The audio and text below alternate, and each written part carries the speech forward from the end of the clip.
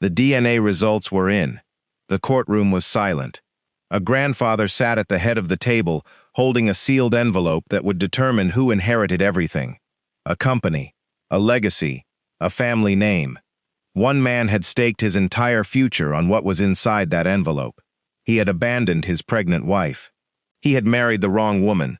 He had lied to a judge.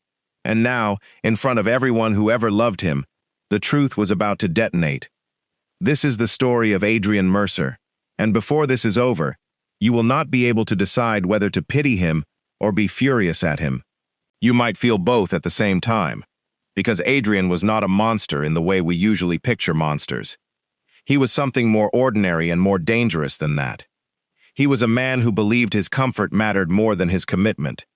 A man who looked at his pregnant wife and saw inconvenience instead of sacrifice. A man who dressed selfishness in the language of personal freedom and walked out of a marriage as if the child inside that woman was a problem he could simply leave behind. And for a while, it seemed like he had gotten away with it. A new woman, a new chapter, a clean slate. But life has a long memory, and everything Adrian buried, every choice, every lie, every moment of cowardice, was quietly growing roots underground, waiting for the exact right moment to push back through the surface and reclaim everything he thought he had escaped.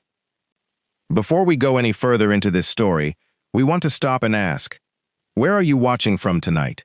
Drop your city, your state, your country in the comments below. We genuinely love knowing where our family is watching from. And if you have not subscribed to this channel yet, please do it now.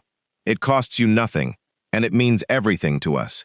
We are building something here, one story at a time, and your subscription is what keeps this going. Now, let us go back to the beginning. Because to understand how Adrian Mercer ended up in that courtroom with a sealed envelope about to detonate his entire world, you have to understand who he was before any of this happened. You have to understand the kind of man he had always been, and the kind of man he had never once tried to become. Adrian Mercer grew up in New York, in a household that understood the weight of a name.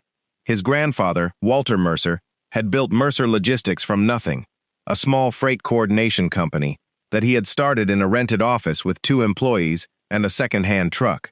Over 4 decades, Walter had turned that company into a regional operation with contracts across 5 states, a workforce of over 200 people, and a reputation built entirely on reliability and integrity. Walter Mercer was the kind of man who shook your hand and meant it. The kind of man who remembered every employee's birthday and never missed a payroll, even in the years when making payroll meant he himself went without. He had built something real, and he had always assumed that when the time came to pass it on, the right person would be standing there to receive it, someone who had inherited not just his blood, but his character. Adrian was Walter's oldest grandson, the firstborn son of Walter's firstborn son, Robert. In the Mercer family, that meant something. Robert had worked in the company his entire adult life and had raised Adrian with the explicit understanding that Mercer Logistics would one day be his to lead. Adrian grew up with that knowledge the way most children grow up with their last name. It was simply part of who he was. It shaped how he carried himself, how he spoke about the future, how he looked at other people. He was charming when he needed to be, and dismissive when he thought he could afford to be. He was not unkind exactly. He was the kind of man who was kind to people he needed, and indifferent to people he did not. And for most of his 20s, that distinction had never cost him anything he could not afford to lose. He met Renee Calloway at a company fundraiser when he was 27. She was a friend of a colleague's wife, someone who had been invited as a +1 and had ended up staying the entire evening because she genuinely loved talking to people.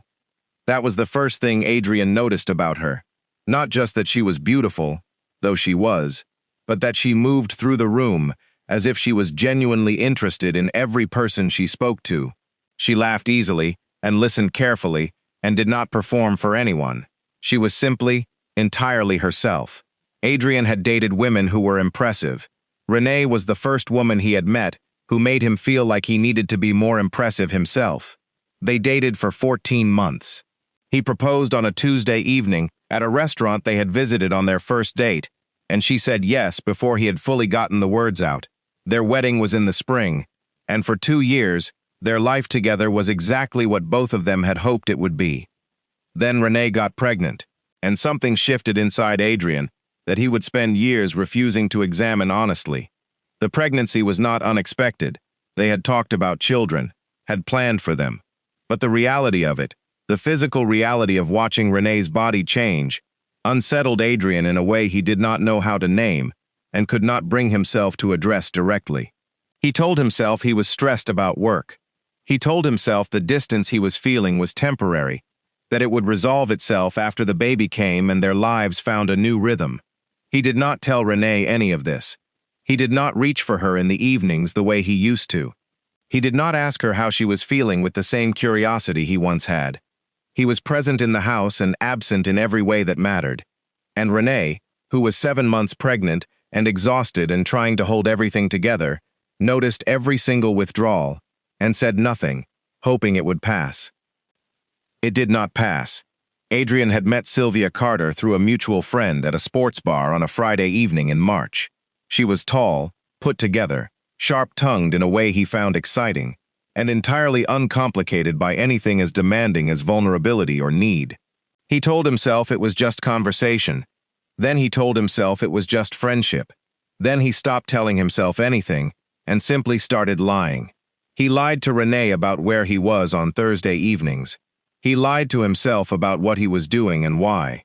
And by the time Renee was 7 months along, carrying a child that was half his and wholly dependent on a stability he was quietly dismantling, Adrian had already decided, though he had not yet said it out loud, that he was leaving. The decision, when it finally became a conversation, was delivered with the kind of calm that is more devastating than screaming. He told Renee he was not happy. He told her things had changed. He did not tell her about Sylvia. He filed for divorce 3 weeks later. And on the day he moved his things out of the house they had shared, Renee was 7 months and 2 weeks pregnant, standing in the living room in bare feet, watching him load boxes into a car she had never seen before. What Adrian did not see, because he was not looking, was what happened in the weeks after he left.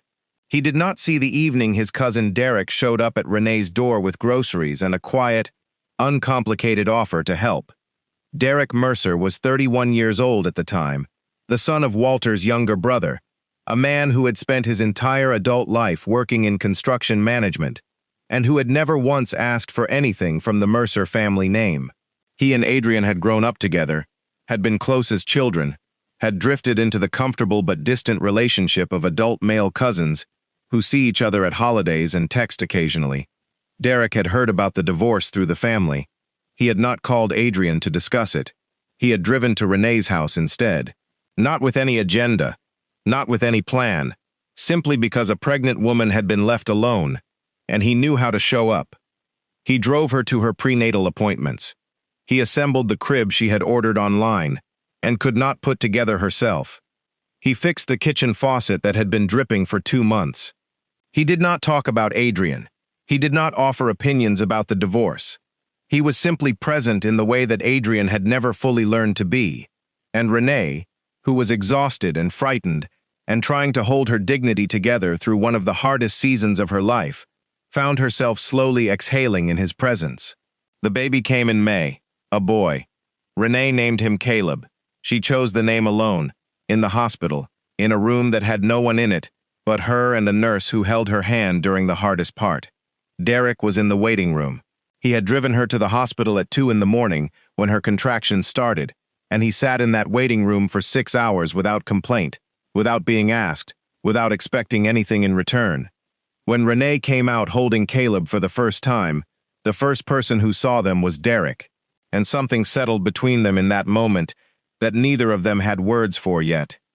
Adrian, meanwhile, had already moved on. He and Sylvia married 8 months after his divorce from Renee was finalized. A small ceremony. Just friends. Nothing that resembled the life he had once built with care. He told people he was happy. He told himself the same thing. But the life he had imagined with Sylvia had been built on the version of her that existed at a sports bar on Friday evenings. Easy, exciting, undemanding. The Sylvia he lived with was a different equation.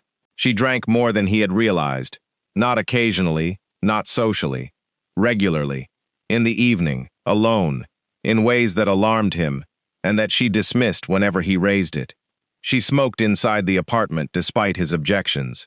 She had a sharp temper and a short memory for her own behavior, and the combination meant that arguments between them never resolved. They simply stopped and started again in different forms.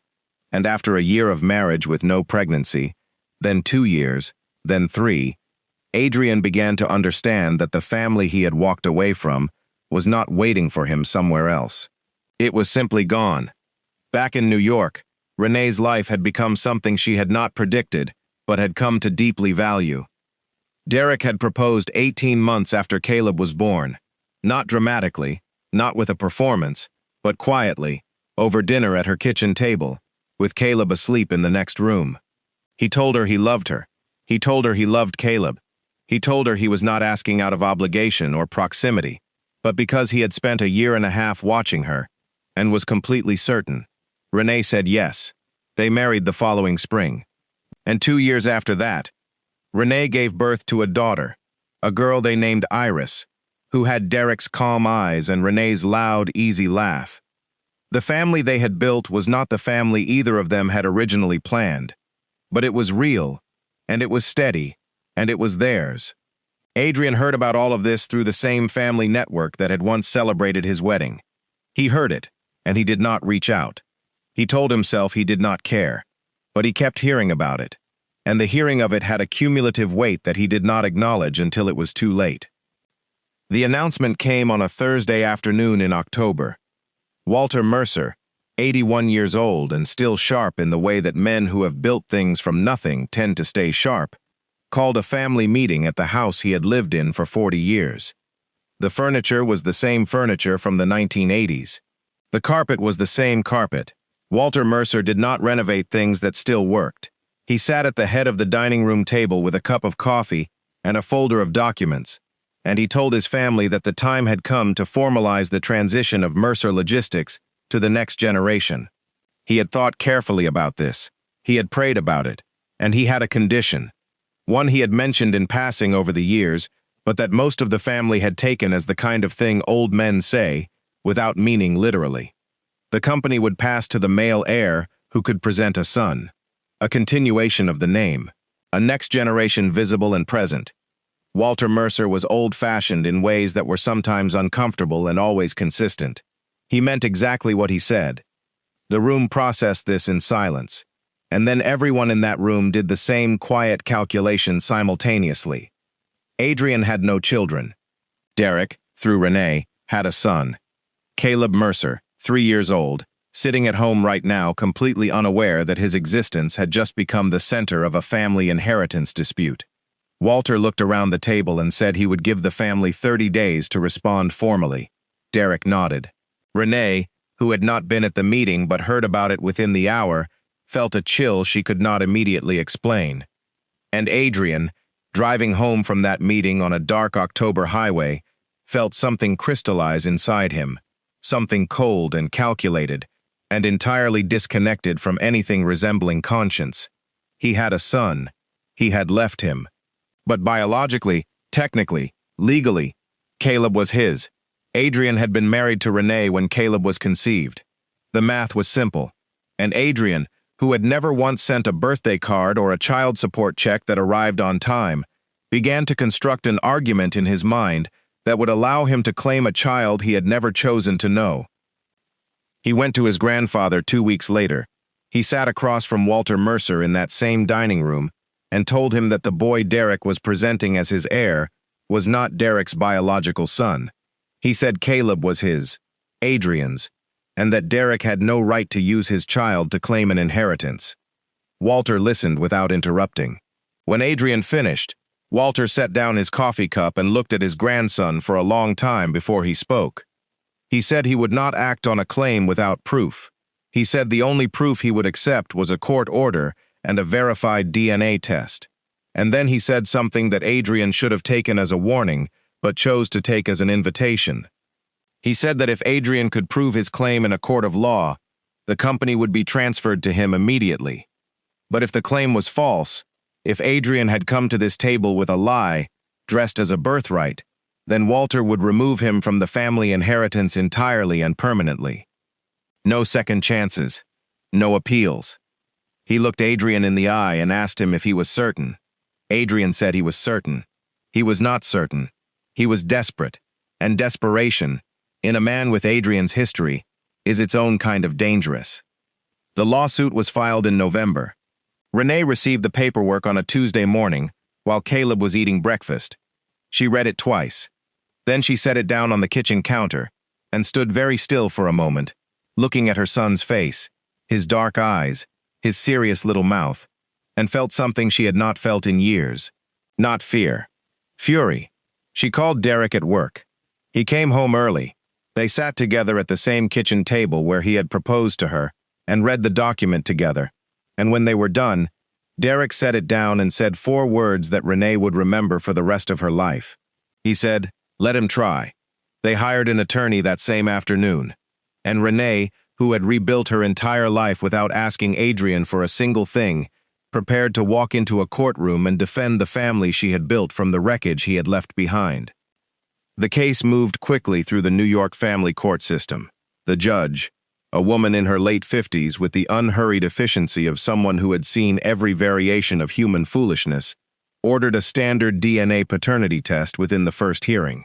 Both parties would submit, results would be processed by a certified laboratory, and the findings would be presented to the court within 3 weeks. Adrian's attorney argued this was straightforward. Derek's attorney agreed. Renee sat in the courtroom in a dark blazer and said nothing. She had told her attorney she was not worried about the results. Her attorney had nodded and made a note, and privately wondered if she was being naive or if she knew something he did not. The answer, as it turned out, was neither. Renee was not worried about the results because she had no reason to be. She and Derek had been together. They had built a family. The science would confirm what she already knew. What she did not know, what nobody in that courtroom knew, was that the science was about to confirm something nobody had prepared for. The 3 weeks between the DNA test and the results were the longest of Adrian's adult life. Sylvia, who had stayed in the marriage primarily because the inheritance remained a possibility, moved through their apartment with the brittle silence of someone who had already made a private decision and was simply waiting for the right moment to act on it. Adrian rehearsed his victory. He imagined the call to his grandfather. He imagined the transfer documents. He imagined Derek's face in the courtroom when the results confirmed what Adrian had always believed, that Caleb was his son, that the boy Derek had raised and loved and called his own was biologically, legally, undeniably Adrian's. He went over the timeline in his head repeatedly. He and Renee had been married. The dates aligned. He had no doubt. He rehearsed certainty, the way actors rehearse lines, over and over, until it felt like truth, and he carried that rehearsed certainty into the courtroom on the morning the results arrived, sat down in his chair, and waited for the envelope that he believed was going to give him everything back. The judge opened the certified results. She read them silently first, a brief pause that lasted perhaps 4 seconds but felt, in that room, considerably longer. Then she read them aloud. Derek James Mercer was confirmed as the biological father of Caleb Mercer, with a probability of paternity exceeding 99.98%. The room processed this in stages. Adrian's attorney looked at his client. Adrian looked at the results sheet, as if looking harder at it would change what it said.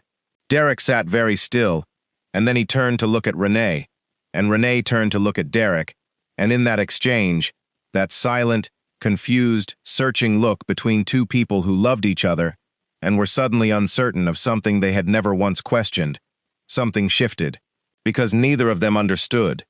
Renee knew Derek was Caleb's father. She had no doubt about that. But the expression on Derek's face was not the expression of a man who had just been vindicated. It was the expression of a man who was trying to remember something he could not quite reach. Adrian's attorney requested a recess. Adrian left the courtroom and sat on a bench in the hallway and did something he had not done since he was a teenager. He put his face in his hands. Not from grief, not yet. From confusion.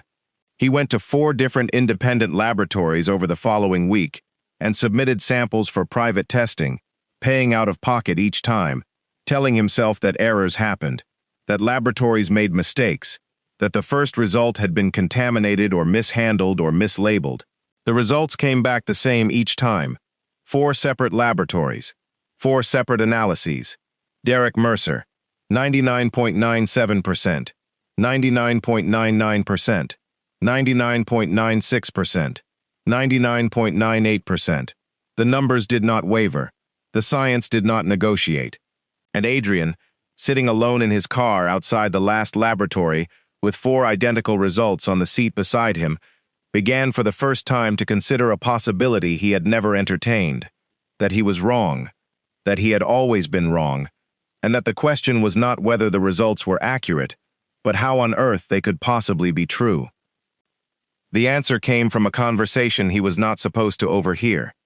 He had come back to the courthouse for a procedural hearing, arriving early, sitting in a hallway, when he heard Derek and Renee talking around the corner, not arguing, not accusing each other, but trying quietly to reconstruct something. Derek was saying he remembered a day at the family house, a day when he had stopped by unexpectedly and found a woman there, Adrian's girlfriend at the time, the woman who would eventually become Sylvia. She had offered him a drink from a jug of juice on the kitchen counter. He had been thirsty. He had drunk it. He remembered feeling strange within the hour, dizzy, disoriented, not himself. He had driven home slowly and slept for 12 hours and assumed he was coming down with something. He had never connected it to anything, had never had reason to.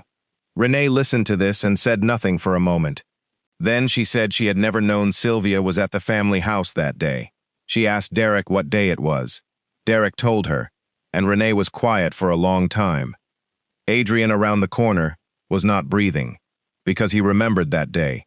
He remembered it in a way nobody else in this story could. He had invited Sylvia to the family house that afternoon, a house he still had a key to, a house his family used casually, a house he had chosen specifically because it was private. He had prepared a jug of juice. He had added something to it, a substance he had obtained privately, something he told himself would simply make the evening easier. He had been called away by his grandfather before anything happened, a business matter that needed his attention at the office, urgent enough that he had left immediately. When he returned, Sylvia was asleep on the couch. He had assumed she drank the juice and simply dozed off. He had thought nothing more of it. He had never known Derek had been there that afternoon. He had never known Derek had also drunk from that jug. He had never known that the substance he had prepared had been consumed by 2 people instead of 1, and that the afternoon he had dismissed as uneventful had quietly changed the entire trajectory of everything that followed.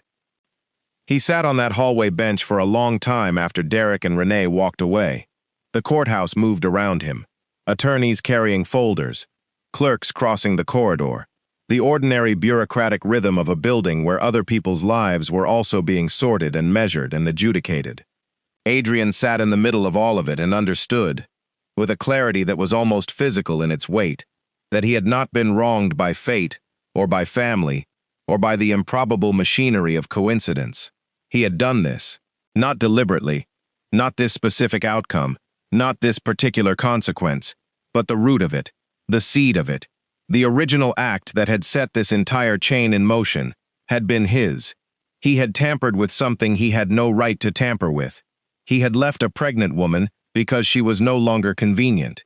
He had tried to claim a child he had never once chosen to love in order to reclaim money he had long since morally forfeited. And the universe, or justice, or simply cause and effect, had arranged itself in a way that returned every one of those choices directly to his door. The family meeting that followed Walter Mercer's final decision was brief. Walter had heard everything: the court results, the private laboratory confirmations, the conversation Derek and Renee had reconstructed about that afternoon. He did not ask Adrian to explain himself in detail. He already understood the shape of it. He sat at his dining room table, the same carpet, the same coffee cup, and he told Adrian that a man's word, in the Mercer family, had always meant something. Adrian had given his word that his claim was true. It was not true. Walter would honor his own word. the word he had given at that same table weeks earlier. Adrian was removed from the inheritance entirely. The company would pass to Derek. Not because of the DNA result alone, but because Derek had been there, consistently and quietly, doing the things that matter. Walter looked at his oldest grandson and said something that Adrian would carry with him for the rest of his life. He said the company was never really about blood. It was about what a man does when nobody is watching. And Adrian had given that answer too, just not the one he had intended. Sylvia was gone by the end of the month. She did not argue. She did not make a scene. She packed efficiently and left a note on the kitchen counter that contained 4 sentences and no apology. Adrian stood in the apartment alone on the evening she left and looked around at a life that had cost him everything and given him nothing he had actually wanted. No children, no inheritance, no marriage that had offered him anything resembling peace. The woman he had abandoned was raising 2 children with a man who deserved her. The company his grandfather had built over 40 years was now in the hands of the cousin he had tried to use as a foil. And the son he had never held, never called, never once sent a birthday card to on time. That son was growing up in a house full of love, entirely unaware that somewhere across the city, a man was sitting alone in an apartment, trying to understand how he had gotten from the beginning of his story to this particular ending. Renee never made a public statement. She did not post about the court result. She did not call relatives to relay the details. She did not celebrate in any visible way. What she did was drive home from the final hearing, pick Caleb up from her neighbor's house, make dinner, help him with the puzzle he had been working on for 3 days, put him to bed, and then sit on her porch with Derek until the evening cooled. She had rebuilt her life without performance, and she saw no reason to change that now. She had not fought for justice. She had simply refused to let injustice define her. And the distinction between those two things, between fighting and simply refusing to fall, was, perhaps, the most important lesson in this entire story. There is something in Adrian's story that does not allow for simple judgment, and that is precisely what makes it worth examining honestly. He was not a villain in the constructed cinematic sense. He was a man with ordinary flaws that he never bothered to confront. Vanity, cowardice, a willingness to prioritize comfort over commitment, and those ordinary flaws, left unexamined and unchecked, accumulated into something that dismantled his entire life. He walked away from a pregnant wife because pregnancy made her temporarily less beautiful to him. That single choice, that moment of shallow, unexamined selfishness, was the first domino. Everything else that followed was simply the sound of dominoes falling. The second wife, who never loved him. The inheritance lost. The courtroom. The laboratories. The hallway revelation. The empty apartment. All of it traced back to a single Tuesday evening when he chose his own discomfort over his wife's need. What did Caleb inherit from all of this? Not confusion, as it turned out. Not instability. Caleb grew up with Derek's steadiness and Renee's warmth, and the particular kind of emotional intelligence that children develop when they are raised in households where adults actually talk to each other and mean what they say. He knew, when he was old enough to understand, that his family had a complicated history. Renee told him the truth in the measured, age-appropriate way that thoughtful parents do, not all at once, not with drama, but incrementally and honestly. She told him that the man who was his biological father had made choices that meant he was not part of their lives, and that Derek was his father in every way that the word actually means anything. Caleb accepted this with the resilience of children who are deeply loved and know it. He did not seem diminished by the knowledge. If anything, he seemed to understand something about loyalty and presence that many adults spend their entire lives trying to articulate. Derek took over as CEO of Mercer Logistics at 34. He was not the heir anyone had originally expected, not the firstborn, not the one who had worn the birthright like a crown since childhood. He was the one who had shown up. He was the one who had driven a woman to the hospital at 2 a.m. and sat in a waiting room for 6 hours, because it was the right thing to do. He was the one who had proposed at a kitchen table instead of a restaurant, not because he could not afford a restaurant, but because the kitchen table was where their life actually lived. He ran the company the way Walter had always hoped someone would, with the understanding that a business is ultimately made of people, and that people respond to being treated with honesty and consistency. In his second year as CEO, Mercer Logistics expanded into 2 new states. Walter, who was still alive at 83 and attending company meetings when his health permitted, told anyone who would listen that he had made the right decision. Nobody who had watched the story unfold disagreed. Adrian eventually moved out of New York. He relocated to a smaller city, took a position with a logistics firm that had no connection to the Mercer name, and built what could generously be called a quiet life. He did not remarry. He did not, as far as anyone in the Mercer family heard, attempt to reconnect with Caleb. Whether that was out of shame or self-preservation or some complicated combination of both, nobody outside his own mind could say. He was not spoken about often in the Mercer family, not with anger, not with contempt, simply with the particular kind of silence that settles over a story when all the relevant things have already been said. He was a cautionary tale that nobody needed to repeat, because the facts of it were already so clear. A man had been handed everything. He had put it down to chase something that turned out to be empty, and by the time he looked back, the thing he had set down was already in someone else's hands, someone who had earned it by simply being present when Adrian could not be bothered. Renee Mercer turned 41 the spring after the final court ruling. Derek took her and the children to a cabin upstate for her birthday. They hiked. They made a fire in the evenings. Caleb found a turtle near the creek and carried it carefully back to show his mother, and then, at her gentle insistence, carried it just as carefully back to exactly where he had found it. Iris fell asleep in Derek's arms on the second evening, and Renee sat across from him in the firelight and thought about the version of her life that had existed before all of this. The marriage, the pregnancy, the abandonment, the rebuilding, and found that she could not fully access it anymore. Not because it had been erased, but because the life she was living now was so much more fully hers than anything that had come before it. She had not planned this life. She had not chosen the circumstances that created it, but she had chosen, every single day, to keep building it. And there is a particular kind of peace that belongs only to people who have done that, who have had the ground taken out from under them and found, slowly, that they could build new ground. Renee had that peace.